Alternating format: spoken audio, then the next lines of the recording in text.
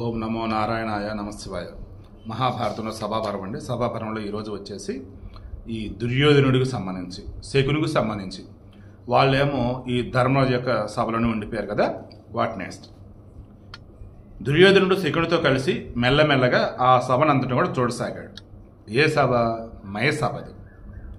కురునందనుడు అనేటువంటి దుర్యోధనుడు ఆ సభలో ఇంతకుముందు హస్తినాపురంలో తాను ఎన్నడూ చూడనటువంటి దివ్యమైన అభిప్రాయాలను, దట్ మీన్స్ దృశ్యాలను చూసి సంప్రీతిని పొందాడు. ఇక ఒక మారు రాజైన దుర్యోధనుడు ఆ సభాభవనంలో స్ఫటికమనుడు పొదిగినటువంటి స్థలాన్ని చేరుకొని అక్కడ నీరు ఉండదనే సందేహంతో తన వస్త్రాన్ని పైకి పట్టుకున్నాడు. తన బుద్ధి పొడబడినందుకు అతను మనసులో చాలా విచారించి అక్కడ ఉండటానికి విముఖుడై కూడా ఆ సభలోనే తిరగసాగాడు. ఆల్రెడీ అక్కడ పరాభవం అన్నట్టు అనుకోవచ్చు, మనం అనుకున్నది ఒకటి, అటు ఉన్నది ఒకటి అనిపించినప్పుడు అక్కడి నుంచి వెళ్ళిపోవడం అత్యుత్తమం. బట్ ఇతనేం చేశాడు? అక్కడే తిరుగుతూ ఉన్నాడు. అలా తిరుగుతున్నటువంటి మూమెంట్లో నేలపై పడిపోయాడు. అందుకని మనసులోనే దుఃఖిస్తూ సిగ్గుతో నిట్టూరు గుడిస్తూ అక్కడి నుండి కదిలిన ఆ సభలోనే తిరుగుసాగాడు. తరువాత స్ఫటిక మణుల వలె స్వచ్ఛమైన జలంతో, స్ఫటిక మణిమయ పద్మాలతో అలరారే కొలను చూచి స్థలం అనుకుని కట్టుబట్టలతో నీటిలో పడ్డాడు. సో మొత్తం లోపల నీళ్లు గలగలడు. సేమ్ ఇంతకుముందు చూసినట్టు ఎట్టాగైతే ఉందో అట్టాగే కనిపిస్తూ ఉంది. ఆ పైన మామూలుగా ఏదో ఉందలేరా లేరని చెప్పేసి అనుకుని అన్నాడు. అందులో అడిగే కానీ అందులో పడిపోయాడు. నీళ్ళల్లో పడినటువంటి సుయోధనుడిని చూసి మహాబలుడైనటువంటి భీమసేనుడు నవ్వాడు. నవ్వింది భీముడు. అతని పరిచారకులు కూడా నవ్వారు. రాజుగారి ఆజ్ఞ ప్రకారం అతనికి పొడి బట్టలు ఇచ్చారు. ఆ స్థితిలో ఉన్న అతనిని చూసి భీమార్జునుడు, నకుల సహదేవులు కూడా బాగా నవ్వారు. అసలే అసహనశీలుని దుర్యోధనుడు వారి పరిహాసాన్ని సహించలేకపోయాడు. సిగ్గుతో కూడిన తన ముఖ కవలలను దాచుకోవడానికి అతడు వారి వైపు చూడలేదు. మరలా స్థలాన్ని చూచి బట్టపైకి ఎత్తి పట్టుకుని ఇదే వానిలాగా నడవసాగాడు. అంటే ఇంక ఏదుతాను అన్నట్టుగా నడుస్తున్నాడు. అలా పైకి ఎక్కిన అతన్ని చూసి జనులందరూ మళ్ళీ నవ్వారు.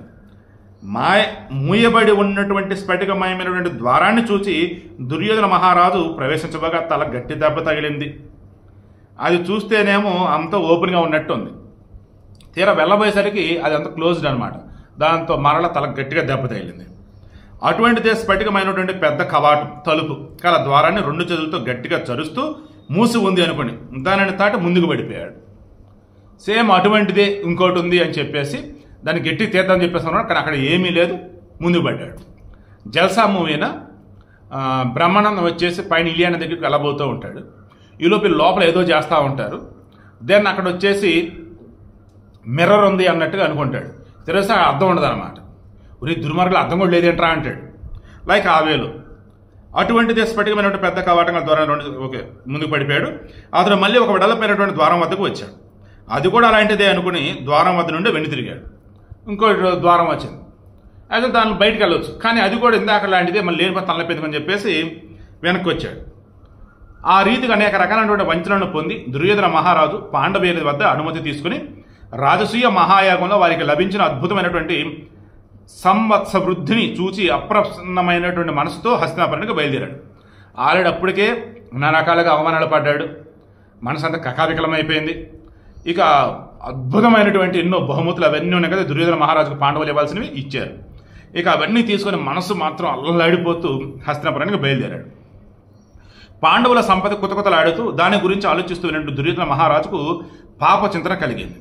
నిర్మల చిత్తులైనటువంటి పాండవులను, వారికి వసినటువంటి రాజులను, వారికి హితం కోరే ఆబాల వృద్ధులైనటువంటి సమస్త లోకాన్ని, మహాత్ములైనటువంటి పాండవుల యొక్క ఉత్కృష్టమైనటువంటి మహిమను చూసి ధృతరాష్ట్రసుతుడైన దుర్యోధనుడు పాలిపోయాడు, వెలవెలబోయాడు.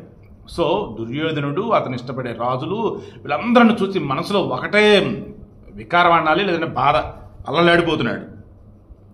ఇక దారిలో అతడు చెదిరిన మనసుతో ఒంటరిగా బుద్ధిమంతుడైనటువంటి ఆ ధర్మరాజు యొక్క సాటిలేని సభాభవనం, దాని గురించి, సంపద గురించి తలపోయసాగాడు. మైకం కమ్మినట్లున్న ధృతరాష్ట్ర కుమారుడైన దుర్యోధనుడు ఆ సమయంలో పదే పదే పలకరిస్తున్నా శకునితో ఏమీ మాట్లాడడం లేదు. వికల మనస్కుడైనటువంటి అతను చూచి శకుని, దుర్యోధన, నిట్టూర్పులు విడుస్తూ వెడుతున్నావు, దీనికి కారణం ఏమిటి అని అడిగాడు. మరి దుర్యోధనుడు ఏం చెప్పాడు శకునితో? రేపు మాట్లాడతాం. ఈరోజు మనకు అర్థం కావాల్సింది ఏంటిది?